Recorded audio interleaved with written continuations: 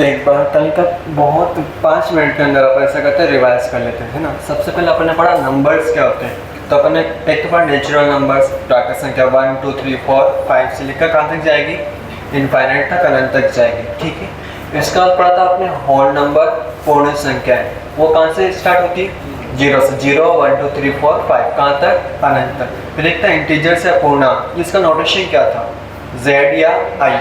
बहुत सारी जगह तो z लेकर वहाँ कहीं कहीं पे हो सकता है i भी लिया जा सकता है। उसमें कौन आता है, 0 +-1 +-2 +-3, इस तरह से आएंगे आपके पास, ठीक है, वो भी हो गया।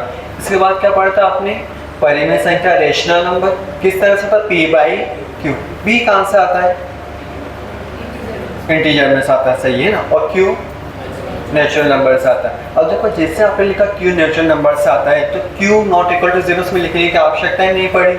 क्यों नहीं पड़ी, क्योंकि नेचुरल नंबर में 0 होता ही नहीं है आपके पास। वो क्लियर, एक और लाइन थी इसमें, हाँ, p और q का जीसीडी कितना आएगा, 1। जिनका जीसीडी 1 आता है उनको क्या बोलते हैं अपन, सहभाज्य संख्या, कोप्राइम नंबर। क्या 3 और 4 कोप्राइम है, क्या है आपके पास, क्योंकि 3 और 4 का अगर आप जीसीडी निकालो तो कितना आएगा आपके पास, 1 आएगा। यहाँ तक भी हो गया क्लियर, ठीक है। एक पढ़ा था फिर आपने इर्रेशनल नंबर, है ना, अपरिमेय संख्या, ठीक है।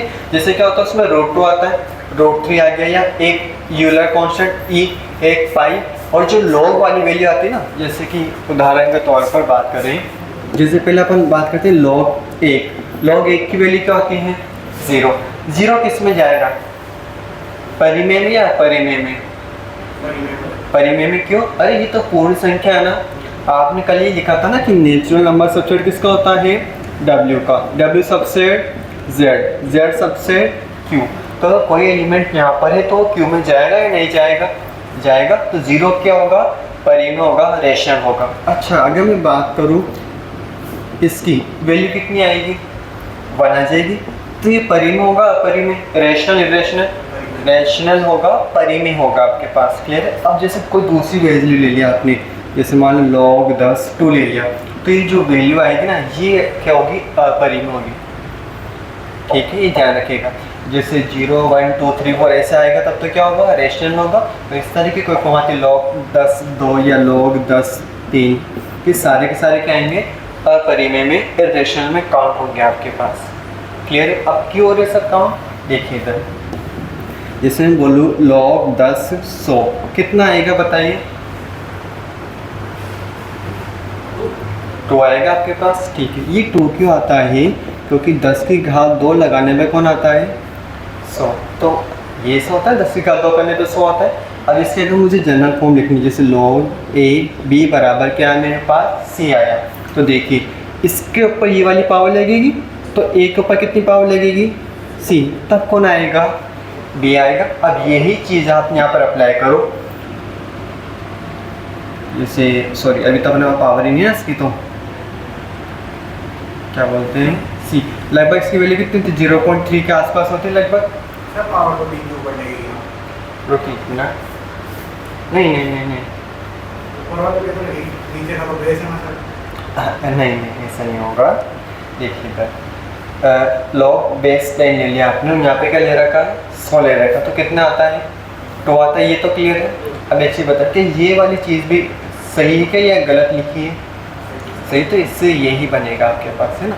तो अगर अपन इस सिंपल सा अगर बोल दें, तो अगर आपके पास ये log इस तरह की वैल्यूज आ रही है तो क्या होगी, अपरिमेय, इर्रेशनल में काउंट होगी। तो जो आपको कल 5 सवाल दिए गए थे उसमें से एक का आ गया आंसर, मेरे ख्याल से log बेस 2 और 7 दिया था, तो क्या होगा, अपरिमेय, इर्रेशनल होगा आपके पास, ठीक है। अब थोड़ा सा आगे बढ़ते हैं तो तो ये तो हो गया था आपका परिमेय, अपरिमेय। फिर आप लोग 4 फॉर्मूले पढ़े थे, याद हो तो, कैपिटल M बराबर क्या मानता है, P1 की पावर A, P2 की पावर B, P3 की पावर C, इस तरह से माने थे। उसमें टोटल 4 फॉर्मूले थे आपके पास। तो पहला हम क्वेश्चन पूछते हैं आपसे, अभाज्य भाजकों की संख्या, the number of prime divisors, कितना था वो, n था, ठीक है। एक ये था आपके पास वो टोटल जो अभाज्य या उसके जो भी डिवाइजर है, जो भी भाजक है, उन सबका योगफल, the sum of total divisors, उसका फॉर्मूला क्या था, P1 की power A plus 1 minus 1 upon P1 minus. अब आपने अगर एक लिख दिया तो बाकी तो आप लिख ही सकते हो, ठीक है। दो और फॉर्म लेते हैं आपके पास उसमें ना, एक क्या था, रुके एक मिनट,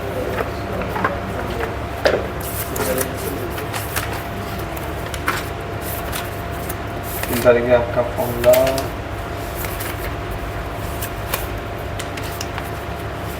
हाँ जी, एक था अभाज्य गुणनखंडों की संख्या, नंबर्स ऑफ प्राइम फैक्टर्स, वो कितना था,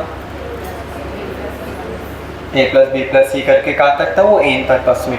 पर एक लास्ट था आपके पास इसमें, कुल गुणनखंडों की संख्या, नंबर्स ऑफ टोटल डिवाइजर्स, उसमें a plus 1 multiply B plus 1 multiply C plus 1। तो ये 4 फॉर्मूले भी हो गए थे। इसके बाद अपन थोड़ा आगे बढ़ते, अपन ने पढ़ा था शांत और अशांत, इसमें क्या बोलते हैं, टर्मिनेटिंग और नॉन टर्मिनेटिंग। अभी टर्मिनेटिंग शांत दशमलव संख्या में क्या होता था, क्या पॉइंट के बाद जो संख्या है वो अनंत तक जाएगी या कहीं ना कहीं जाकर रुक जाएगी, आपके पास रुक जाएगी, ऐसा बोले, पॉइंट के बाद फाइनाइट नंबर ही आएंगे, परिमित संख्या ही आएगी आपके पास, क्लियर। वो तो क्या होगा, शांत। और अगर अनंत तक जाएगा तो अशांत, नॉन टर्मिनेटिंग होगा, क्लियर। इसके भी कितने केस थे, 2 केस थे आपके पास। एक तो था आवृत्ति वाला, है ना, इसको इंग्लिश में बोलते हैं रिकरिंग, और एक था अनावृत्ति वाला, नॉन रिकरिंग। तो रिकरिंग में तो क्या होता है, जिससे पॉइंट के बाद संख्या रिपीट होना शुरू हो जाती है। इस वाले में रिपीट होती है क्या, नहीं। जैसे फॉर एग्जांपल ऐसे मान लिया अपन ने, अब इसमें रिपीट हो रहा है क्या, नहीं हो रहा है आपके पास। अच्छा ये तो नहीं दिख रहा कि इसको 1 रिपीट हो रहा है ना, वो पूरी की पूरी संख्या रिपीट होनी चाहिए। जैसे अगर ये ऐसा होता 3.141414, तब बोलते अपन कि 14 क्या होता, रिपीट होता। ये आपने इतना पढ़ा था कल, ठीक है। एक वो आपने देखा था कि जो भी आपके पास बार वाली संख्या है उसको भिन्न में फ्रैक्शन में कैसे बदलते हैं, ठीक है। तो ये आपका पूरा कल का हो गया बाइंडर पूरा समरी, ठीक है। अब आगे पढ़ते हैं अपन। ये जो चीज़ हमने बताई है अभी तो आपको, और याद है तो हमने ये भी कहा था कि आपसे सुनेंगे तो बीच में सुनेंगे ना।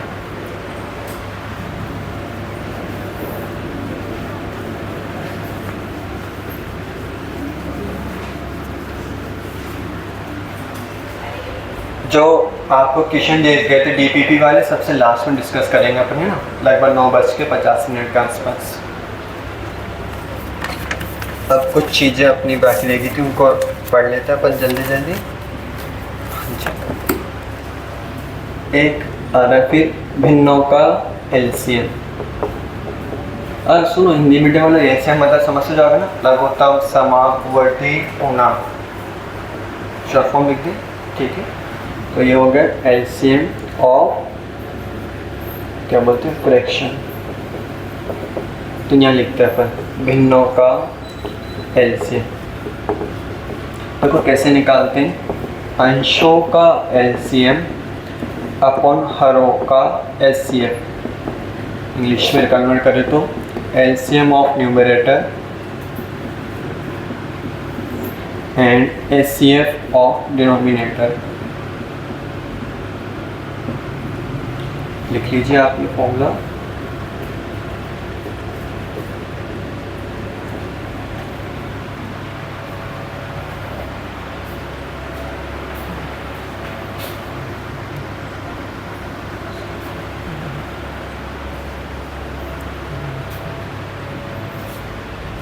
हाँ, एक चीज़ हम बता दें, अभी क्या बोलते हैं, एक फॉर्म चल रहे EMRS नाम से एक वैकेंसी आई थी, उसमें पहले कौन फॉर्म बहुत सकता है वो बता दें। जिसकी क्वालिफिकेशन पूरी हो जाए 23 अक्टूबर 2025 तक, मतलब क्वालिफिकेशन क्या, अगर आपको सेकंड ग्रेड का फॉर्म भरना है उसमें सेकंड ग्रेड को बोला जाता है TGT नाम से ना। इसमें वही फॉर्म भर सकते हैं जिनकी ग्रेजुएशन कंप्लीट हो, ठीक है, BEd हो, और साथ में एक होता है CTET एग्ज़ाम, वो पूरा क्लियर हो तो ही आप इस EMRS में TGT वाला फॉर्म भर सकते हो। इसमें एक और वैकेंसी निकली PGT नाम से, जिसको हम बोलते हैं अपने राजस्थान में फर्स्ट ग्रेड बोला जाता है। इसमें वो फॉर्म भर सकते हैं जिनकी MSc कंप्लीट हो, साथ में BEd कंप्लीट हो। इसमें आपके CTET नहीं चाहिए, ठीक है। ये वैकेंसी निकली हुई EMRS की। एक छोटी मोटी वैकेंसी भी निकली अगर आप फॉर्म भरना चाहो तो।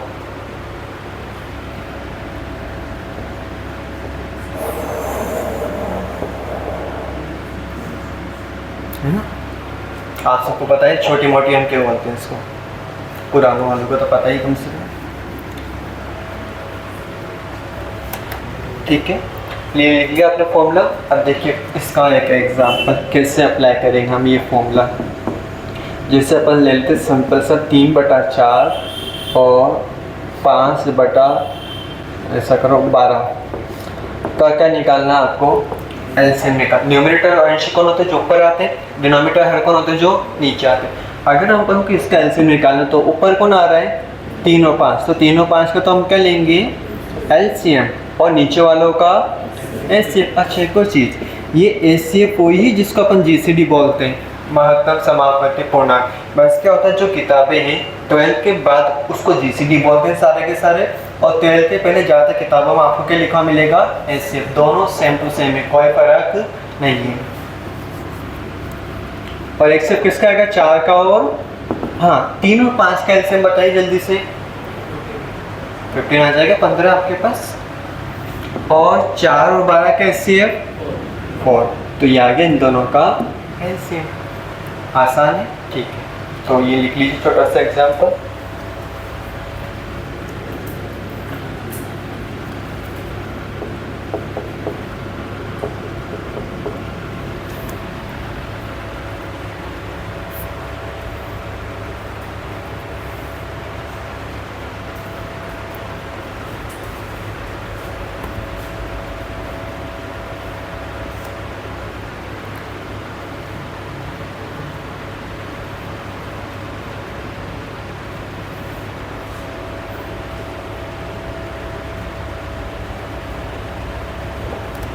हो गया सबका, ठीक है। अब पढ़ते अपन एलसीएम तो पढ़ लिया, अब हम पढ़ेंगे भिन्नों का एचसीएफ, एचसीएफ ऑफ फ्रैक्शन। तो देखो सिंपल सा, अगर ये एलसीएम तो ऊपर कौन आ रहा है एलसीएम, और नीचे कौन आ रहा है एचसीएफ। तो अगर मुझे एचसीएफ निकालना है तो बताइए ऊपर कौन आएगा एचसीएफ, तो नीचे कौन आ जाएगा एलसीएम। तो देखो ये हो गया दूसरा फॉर्मूला आपका, नोट डाउन करना सेकंड वाला फॉर्मूला।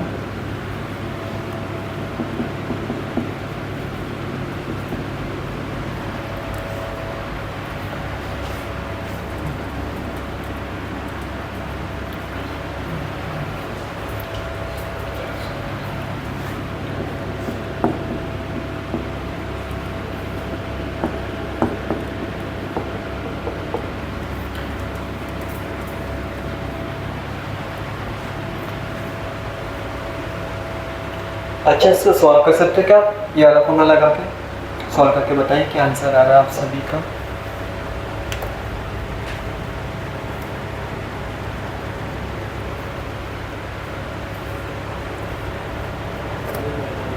हाँ जी 5/24, ठीक है सही है आपका। सबका इसका आंसर आना चाहिए 5/24 5/24।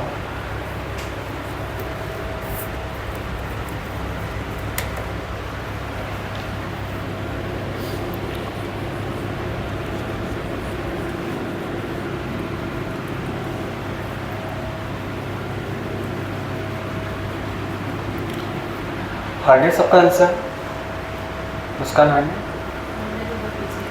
है पीछे किस तरीके से, ठीक है बाकी न था क्या।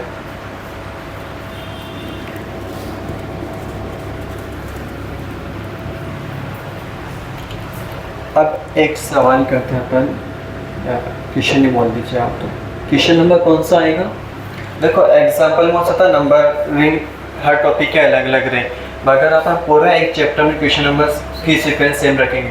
जैसे कल कुछ क्वेश्चन कराए थे ना, 4-5 कितने कराए थे 5 करा दिए, तो ये छठा वाला क्वेश्चन आएगा, ठीक है। ताकि ये इसलिए अच्छा है ताकि जब आप बाद में ढूंढने बैठो तो आप क्या करें इस चैप्टर में वाला क्वेश्चन मुझे प्रॉब्लम कर रहा था। क्वेश्चन नंबर 6 आप लिखते हैं, जैसे यहाँ लिख लेता हूँ 3/7, 4/5, 7/9, 1/2 तथा 3/5 का आरोही क्रम कंपन का बोलते हैं असेंडिंग। देखो स्पेलिंग हो सकता थोड़ी सी गलत हो जाए।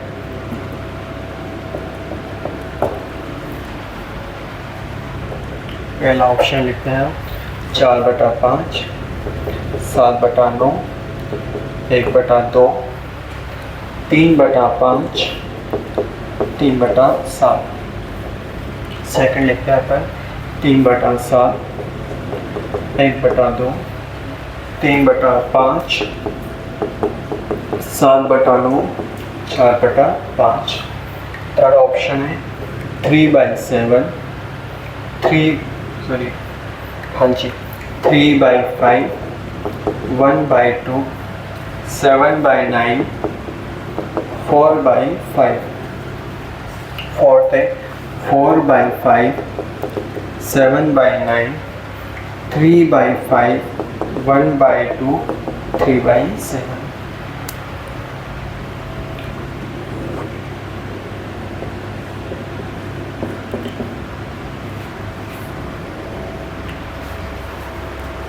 देख लीजिए आप ऑप्शन इसके।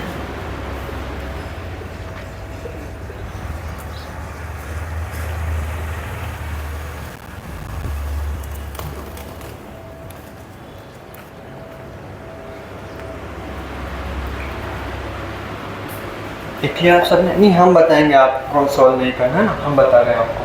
देखो कितनी संख्या टोटल 5 है, भाग देना तो आता है लगभग, आपको डिवाइड करना, डिवाइड करिए 3/7 है ना, इधर करके देख लो।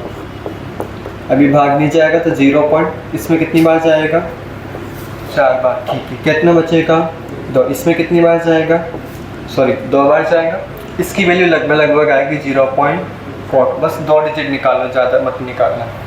4/5 तो सिंपल कितना होता है 0.80 होता है, ठीक है। फिर उसके बाद कौन आ रहा है 7/9, यहाँ निकाल लीजिए आप। अभी जाएगा क्या, डिवाइड नहीं होगा तो अब इसमें कितनी बार जाएगा 7 टाइम्स, कितना बचेगा, मतलब 7 ही आएगा, ठीक है। तो इसका आ गया 0.77। अब और कौन आ रहा है 1/2 कितना होता है 0.50, और 3/5 कितना होता है। अच्छा, ये आरोही क्रम या असेंडिंग क्रम क्या होता है, पहले सबसे छोटा, उससे बड़ा, बाद में सबसे बड़ा। अवरोही नाम होता है डिसेंडिंग, उसमें उल्टा होता है, सबसे बड़ा पहले, फिर उससे छोटा सबसे छोटा। तो बताइए कि सबसे छोटा कौन सा है, नहीं इधर देख के बताइए इस वाले में 0.42 सबसे छोटा, तो पहले कौन आएगा। अब देखो अपन के पास क्या है, सब्जेक्टिव पेपर नहीं है, ठीक है, अपने पास क्या है ऑब्जेक्टिव पेपर है। ऑब्जेक्टिव में 4 ऑप्शन दे रखे हैं, ठीक है। तो पहले देखो ये सबसे छोटा, तो सबसे पहले कौन आएगा 3/7। 3/7 किस में आ रहा है, इन 2 में आ रहा है, इन 2 में 3/7 है क्या स्टार्ट में, तो ये तो आंसर ही नहीं है। क्लियर हुआ। इसके जस्ट बाद कौन आएगा बोलिए 0.50, इसके बाद कौन आना चाहिए 1/2, इसमें 1/2 आ रहा है कि इसके बाद। तो अगर 3 ऑप्शन नहीं है तो कौन सा होगा चौथा वाला। एग्जाम में ऐसे करोगे तो टाइम बचेगा, और अब आप क्या करोगे अगर आप पूरा सोल्व करते हो, जैसे इसके बाद कौन आएगा 0.60, 3/5 आएगा, फिर 0.77, 7/9 आएगा, और लास्ट में 4/5। हाँ, इसको लिखने में आपको ज़्यादा टाइम नहीं जा रहा, पर कम से कम 10 सेकंड तो जाएंगे, और वहाँ तो 1-1 सेकंड बहुत कीमती है आपका पेपर में, है ना। तो आप नोट डाउन कर लीजिए।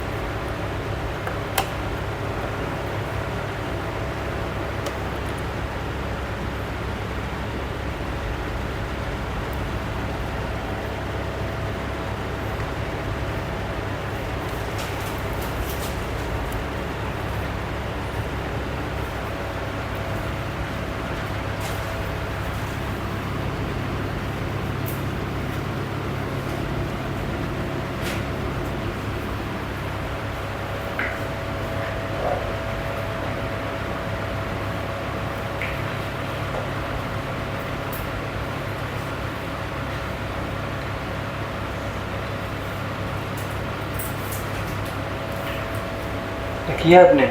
अब एक और तरीका बताते हैं कि सर इसको हम और छोटा कैसे कर सकते हैं। ठीक है, हो गया?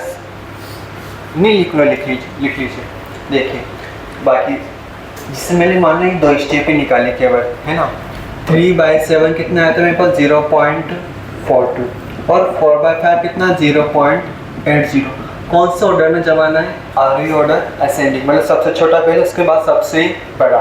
अगर अपन केवल इन दोनों को जमाएं तो छोटा कौन होगा? 3/7 या 4/5? मतलब 3/7 छोटा होगा, 4/5 क्या होगा? बड़ा। मतलब ऐसा बोले 3/7 पहले आएगा, उसके बाद ही 4/5 आएगा। यहाँ देखिए क्या, ये तो पहले 4/5 आ गया, इसके पहले क्या आना चाहिए था? तो ये वाला ऑप्शन नहीं होगा। ठीक है, 3/7 के बाद कौन आ रहा है? 4/5 आ रहा है। ठीक है, 3/7 के बाद कौन आ रहा है? 4/5। अरे ये तो 4/5 पहले आ गया, तो ये 2 ऑप्शन वैसे भी करके। अगर आपने एक और तीसरा भी निकाले 7/9, 7/9 जो होगा वो किससे छोटा होगा? 4/5 से। तो ऐसा लिख ले अपन। हाँ जी, तो अब क्या होगा? ये 7/9 इन दोनों के बीच में आना चाहिए। तो कौन कौन सा ऑप्शन बच रहे थे? ये दोनों बच रहे थे ना। अच्छा, इसमें भी अब नहीं हो रहा, तो वो पूरा कैलकुलेट करना पड़ेगा अपन को। अगर फिर भी से 2 ऑप्शन तो काट सकते हो। जैसे मान लो आपके पास टाइम नहीं बचा, मान लो मुश्किल से 5 मिनट बच रहे हैं और आपको क्या बोलते हैं 20 या 30 क्वेश्चन लगाने हैं। अगर मान लो आपने इससे 15-20 सेकंड में कैलकुलेशन करके 2 ऑप्शन काट दिए, अब जल्दीबाजी में हो तो आपको ऐसा भी ठीक कर सकते हो। चांसेस क्या 50% है सही निकलने के। देखो टाइम बचा तो तब तो एक्यूरेट सही होगा। मगर कभी कभी ऐसा होता है, या 11 सितंबर को जो पेपर हुआ था उसमें ये हुआ था, बच्चों को क्वेश्चन आ रहे थे बट टाइम बहुत कम पड़ गया था उनके लिए। तो ये फिर एंड टाइम के लिए आप ऐसे भी कर सकते हो। वो रिस्क लेना होता है ना। देखो रिस्क तो बहुत सारे बच्चे रिस्क का मतलब क्या समझते हैं कि हाँ 4 ऑप्शन है कोई से भर दो, उसको रिस्क लेने बोलते, उसको होता है अपने पैरों पर कुल्हाड़ी मारना। रिस्क लेना क्या होता है? मान लीजिए आपके 2 ऑप्शन कट चुके हैं एग्जाम में और आपके 2 ऑप्शन में कंफ्यूजन है, तब जाके आप रिस्क लीजिए, क्योंकि आपके सही क्वेश्चन निकलने की चांसेस क्या 50% है। ठीक है, इसका ध्यान रखिएगा, है ना। वैसे मत लेना कि हाँ 4 में से ये देखने में अच्छा लग रहा है इसको टिक कर दिया। नहीं, वो चीज़ इंग्लिश हिंदी में काम आ जाती है। मोस्टली जो हिंदी मीडियम के बच्चे इंग्लिश का क्वेश्चन कैसे करते हैं? हाँ ये पढ़ने में अच्छा लग रहा है, देखने में अच्छा लग रहा है, वो उसको टिक करके करते हैं। मैं बता रहा हूँ, है ना, कि हम भी ऐसा करते हैं। ठीक है, ये हटा देते हैं। हो गया ना तो नोट डाउन सबका?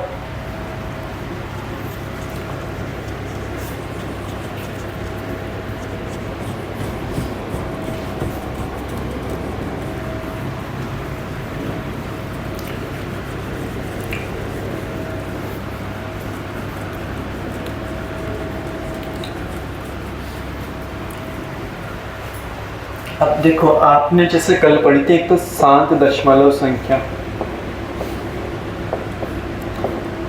इंग्लिश में बोला तो टर्मिनेटिंग डेसिमल नंबर। फिर एक आपने पढ़ी थी अशांत दशमलव संख्या, नॉन टर्मिनेटिंग डेसिमल नंबर। अच्छा, इसके कितने केस बने थे? फिर 2 केस बने थे। बना लीजिए आप 2 केस। एक तो क्या था? आवृत्ति अशांत लिख देते शॉर्ट फॉर्म में हम, और एक क्या था? अनावृत्ति अशांत। इसको तो अपन इंग्लिश में क्या बोलते थे? Recurring non terminating, full form लिख लेना। और ये क्या था? नॉन रिकरिंग और नॉन टर्मिनेटिंग, ये था आपके पास। ठीक है, जिससे मान लो मैंने ऐसे लिया 3/5, ये परि में या अपरि में? रेशनल में परि में कितना आएगा? 0.6 आएगा। ठीक है, ये 0.6 आया आपके पास। तो पॉइंट के बाद क्या इनफाइनाइट तक जा रहा है क्या? नहीं, कि शांत होगा अशांत होगा, टर्मिनेटिंग या नॉन टर्मिनेटिंग? टर्मिनेटिंग होगा, शांत होगा। तो ठीक है, सब बोलते हैं जो परिमेय संख्या होती है वो शांत दशमलव संख्या के अंदर आती है। ठीक है, तो यहाँ लिखते हैं अपन ने Q।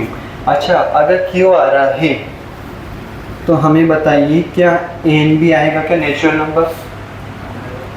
Z W। एक्चुअली पता है इन तीनों के अंदर जो भी वैल्यूज आएगी उसमें तो क्या पॉइंट के बाद तो हमेशा क्या आएगा, जीरो ही आएगा। कभी पॉइंट में थोड़ी आएगा आगे जाके आपके तीनों की तीनों क्या होगी, शांत या टर्मिनेटिंग के अंदर आएगी। यहाँ तक क्लियर हुआ। अब इधर बात करते हैं अशांत। अशांत क्या होती है, जो पॉइंट के बाद कहाँ तक जाए, इनफाइनाइट तक। क्या इसमें नेचुरल नंबर आएंगे क्या अशांत में, नहीं। W होल नंबर पूर्ण संख्या है, नहीं। Z नहीं। कौन आ सकता है, Q आ सकता है। Q देखिए इधर अगर हमने लिखा 10/3, 10/3 क्या आएगा, क्या इसका ऐसे लिख दिया पर 3.3 का बार। क्या ये परी में है, क्या रैशनल है, और ये क्या आ रही, अशांत या शांत, अशांत आ रही, नॉन टर्मिनेटिंग। तो इसके अंदर कौन आता है, Q, और इस वाले में आता है क्या, Q कॉम्प्लीमेंट। जैसे कि फॉर एग्जांपल आप पाई के लिए निकालते हैं 3.14 करके, ये क्या रिपीट होती है, क्या नहीं होती, ठीक। इसमें आता है अशांत में। क्लियर। तो आप इस तरह से की टेबल बना लीजिए।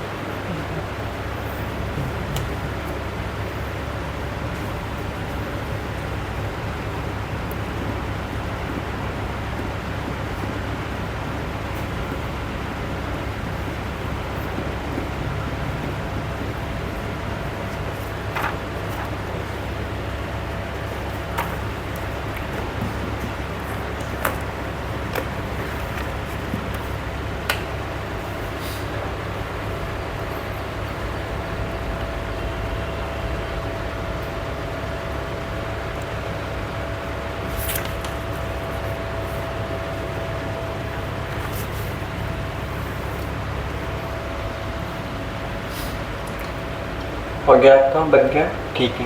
अब इसको लैंग्वेज फॉर्म में भी लिखा है क्या, लैंग्वेज मतलब क्या, देखिए इधर हम बोल के बताते हैं एक बार।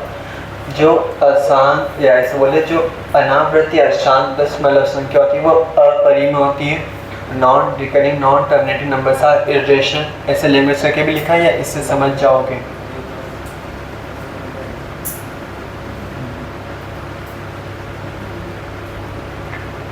नहीं तो ठीक है, चलो फिर आगे बढ़ते हैं। अगर तो अब इसी से रिलेटेड एक क्वेश्चन करा देता हूँ मैं आपको। हाँ जी, क्वेश्चन नंबर 7। निम्न कथनों पर विचार कीजिए। Discuss on the following statements.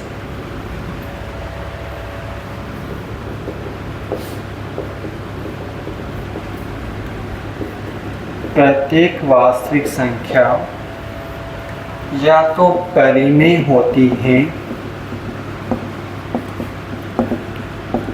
या अपरिमेय होती है। एवरी रियल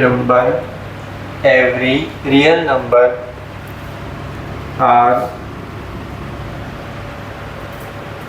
आइदर रेशनल और irrational, either rational or irrational।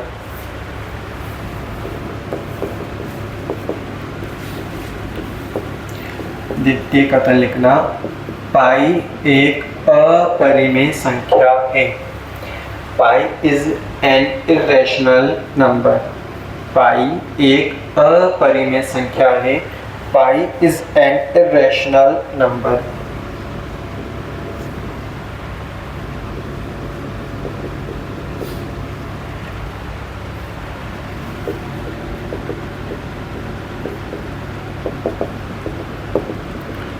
ये संख्या लिखना, दशमलव के 4 स्थानों के बाद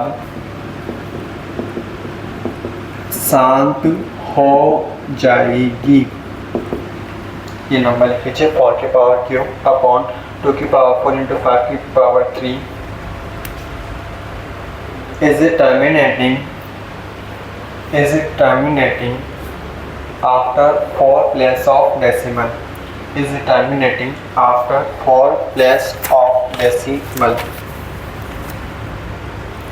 तो यहाँ नीचे लिखेगा उपरोक्त में से कौन सा कथन सही है।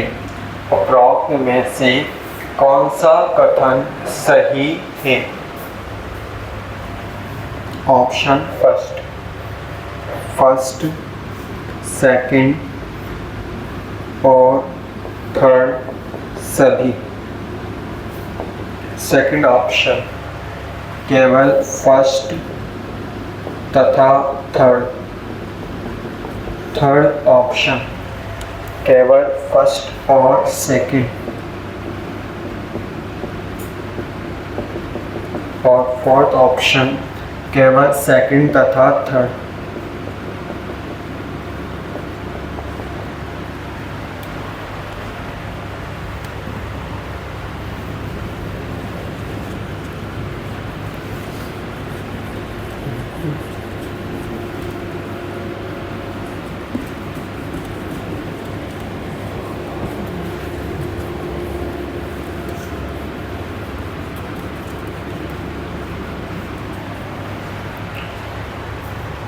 हो गया क्या नोट डाउन? कर लीजिए जल्दी से नोट डाउन।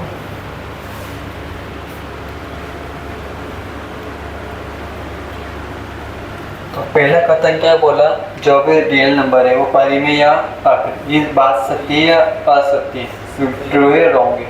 ट्रू है आपके पास, क्लियर है।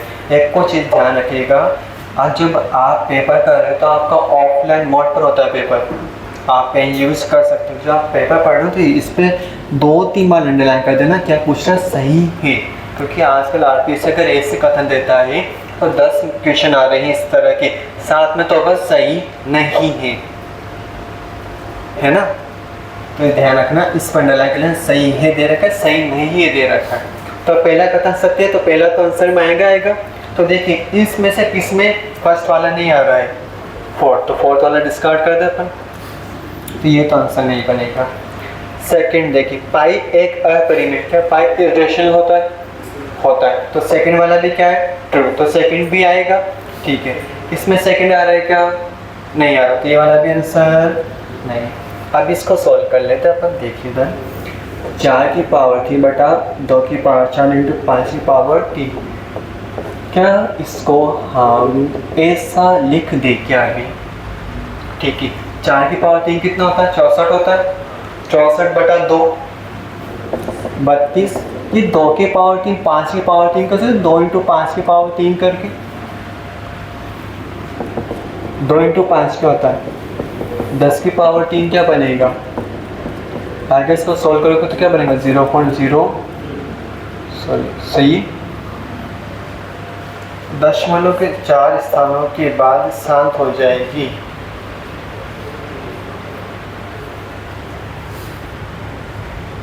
रुकिए, सॉरी गलती क्या हो गई, वो ये था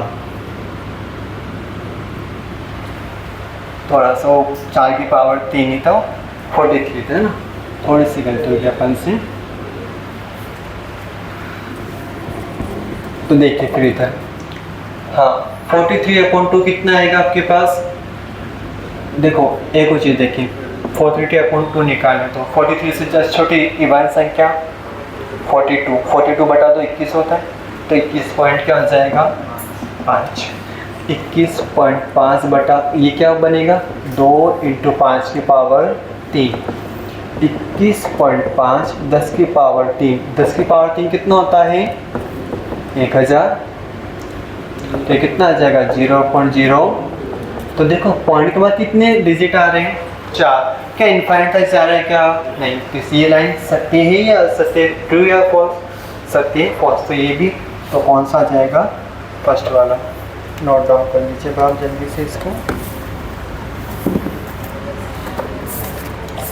हाँ बोलिए।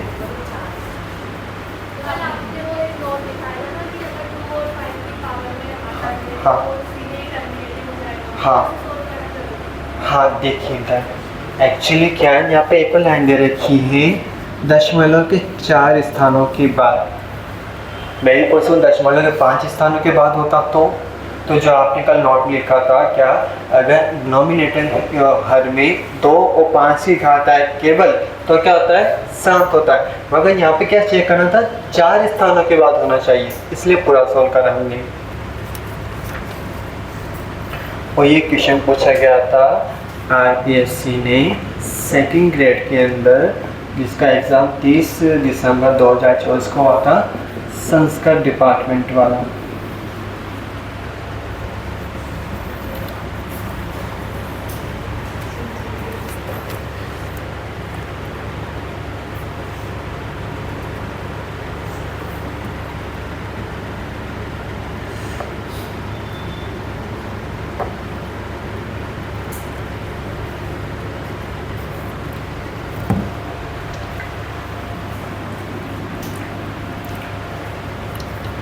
क्या क्वेश्चन केवल क्वेश्चन लिख लिया था क्या, किसका बाकी क्वेश्चन है? तो क्वेश्चन नंबर आप लिखता पर 8।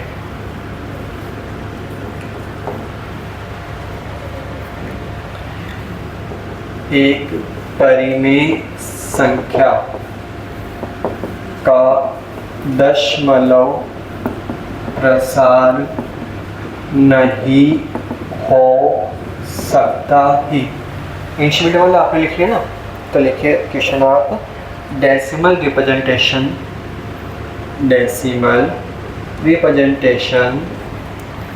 Of a rational number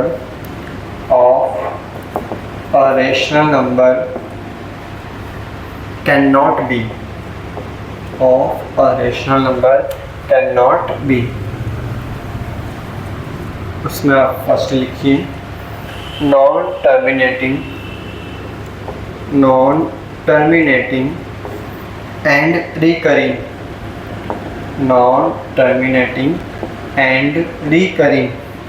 second option लिखिए terminating, second option terminating. Third option non terminating and non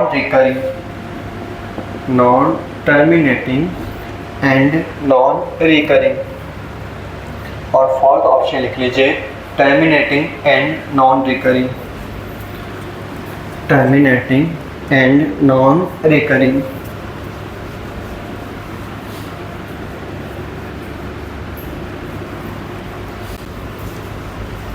अभी टेबल कैसे बनाई थी आपने, साथ में कौन आया था, क्यू।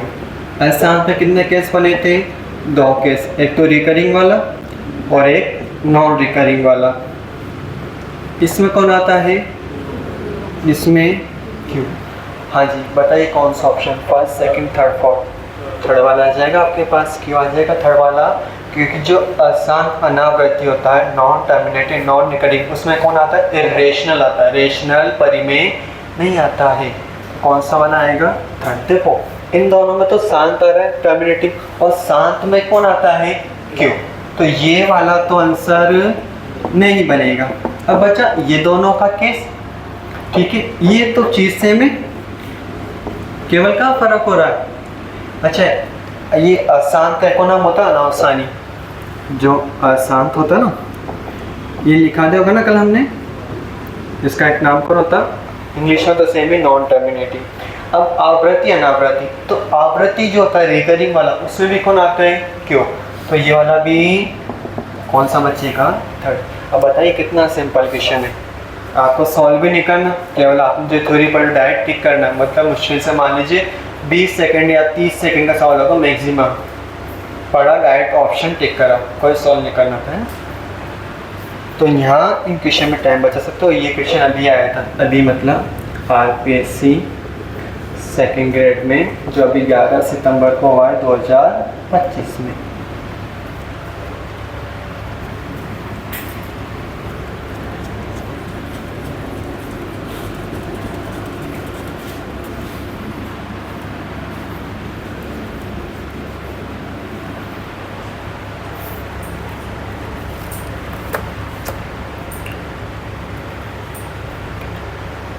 अगर नोट डाउन, ओके, आप कुछ पॉइंट लिखा देता हूँ ना। तो पहले हिंदी मीडियम वाला आप लिख लीजिए, परिमेय संख्याओं को जोड़ने, कॉमा घटाने, परिमेय संख्या को जोड़ने, कॉमा घटाने तथा गुणा करने पर हमेशा परिमेय संख्या आती है। हमेशा परिमेय संख्या आती है। इंग्लिश मीडियम वाला आप लिख लीजिए, when we add two rational, ऐसे लिख लो, when we add, subtract and multiply, when we add, subtract and multiply two rational number,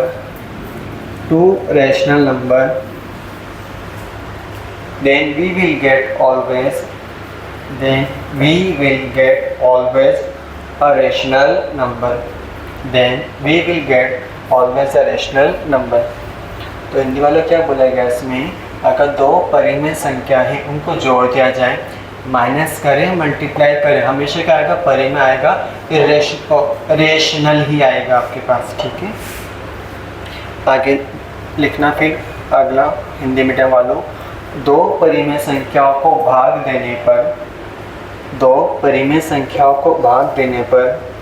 या तो परिमेय संख्या आएगी, दो परिमेय संख्याओं को भाग देने पर या तो परिमेय संख्या आएगी या अपरिभाषित होगा, when we divide two rational number, then we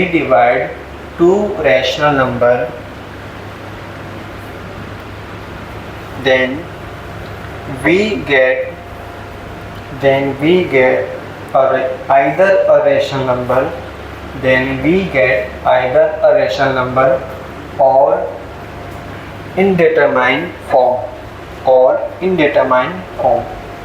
अभी देखो ये इसका एग्जांपल हम बता देते हैं।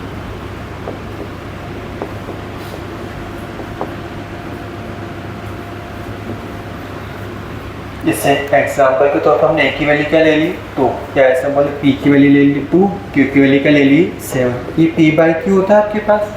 ठीक है, डिवाइड करिए 2/7। ये परिमेय होगा क्या? अच्छा पहले तो बताओ ये परिमेय रेशनल है क्या है? इसको अपन ऐसा भी तो लिख सकते हैं। ठीक है, तो ये परिमेय, या और अच्छे से ऐसे लिख लो 2/3 और 7/4 लिख लो आपने, तो 2/3 7/4 लिख लिया, तो 2/3 इंटू 7/4 कहाँ जाएगा, ऊपर क्या बचेगा 8/21। ये वापस क्या होता है, परिमेय होता है रेशनल। अगर परिमेय होगा तो अपन ऐसा लिख सकते हैं कि क्यू के अंदर जाएगा। ये वाला साइन किस लिए काम में लेते हैं, अवयव है या एलिमेंट के लिए। अब अगर हम ऐसा ले लें p बराबर 0, क्या ये परिमेय रेशनल नंबर है क्या? ठीक है, ये वाला हाँ ठीक है, p बाय क्यू निकालिए, ऐसा तो नहीं, क्या आएगा 0/0 का तो परिभाषित होता है, इंडेटरमाइन होता है आपके पास। ठीक है, तो ध्यान रखिएगा जल्दीबाजी में नहीं। हाँ, दो परिमेय संख्या को जोड़ा, घटाया, गुणा, भाग करा तो हमेशा परिमेय संख्या आएगी नहीं, भाग देने पर परिभाषित इंडेटरमाइन भी आ सकता है। ठीक है, तो आप दोनों एग्जाम्पल लिख लीजिए, या लिख लेना इंडेटरमाइन, अपरिभाषित।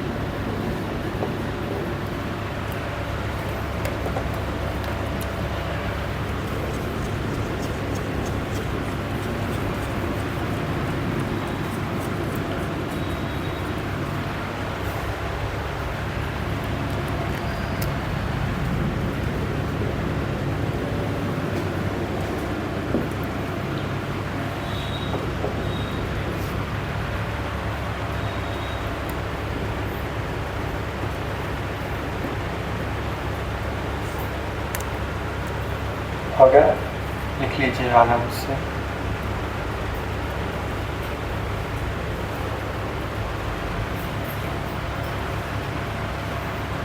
हो गया नोट डाउन अब तो। ठीक है, ये देखिए हमने एक तरह से रियल लाइन बनाई, वास्तविक रेखा।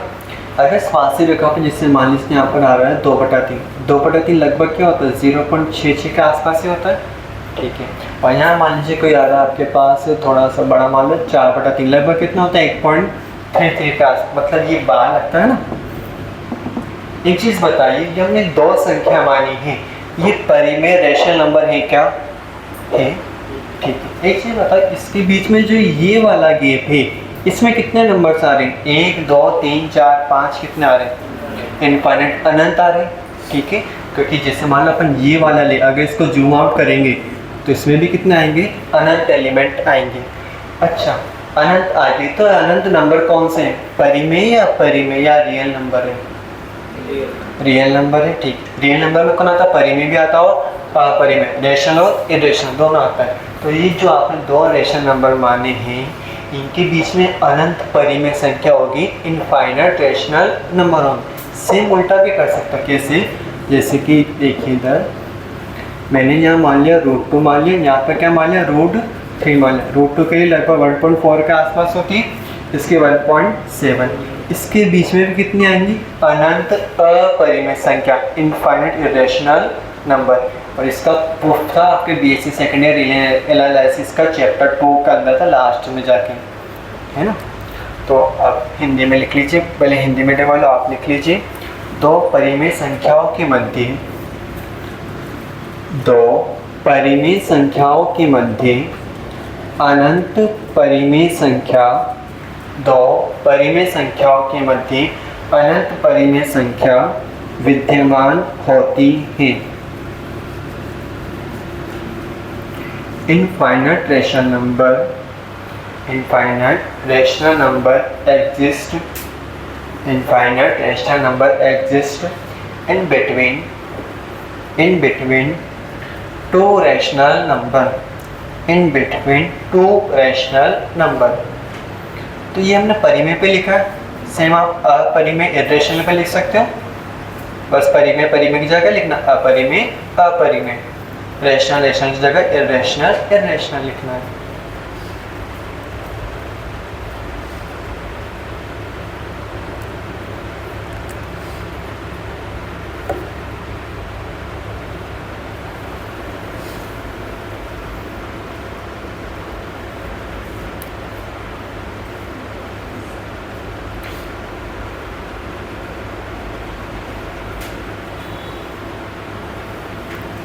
Again on top. ठीक है, अब एक सवाल पूछते हैं, जैसे एक पहले एक चीज़ बताता हूँ। अभी आपको हमने पढ़ाया दो परिमेय संख्या को जोड़ने पर परिमेय आएगी, दो रेशनल नंबर को ऐड करने पर रेशनल नंबर आएगा आपके पास। अगर हम अपरिमेय पर इरेशनल पे बात करें तो क्या होगा? अभी तो हमने क्या पढ़ा है आपको, अगर ए परिमेय से आ रहा है, बी परिमेय रेशनल नंबर से आ रहा है, अगर इनको हम जोड़ दें तो क्या आएगा? परिमेय आएगा। ये सत्य है। अब हमारा सवाल आपसे ये है, अगर ए अपरिमेय है और अगर बी अपरिमेय इरेशनल है तो इनको जोड़ने पर क्या आएगा? परिमेय अपरिमेय, रेशनल इरेशनल। एक एक करके पूछ लेते हैं, बताइए। देखो, परिमेय के लिए क्यों, अपरिमेय के लिए क्यों कॉम्प्लीमेंट? हाँ ठीक है,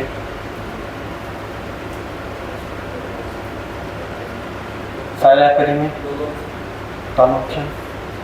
ठीक है, बताते हैं इधर, देखिए एग्जाम अभी लिखना मत है ना, अभी अपन थ्योरी भी लिखेंगे आपको। a इक्वल टू 2 माइनस √3 मान लिया, क्या ये अपरिमेय इरेशनल है? क्या अपरिमेय इरेशनल? मैंने मान लिया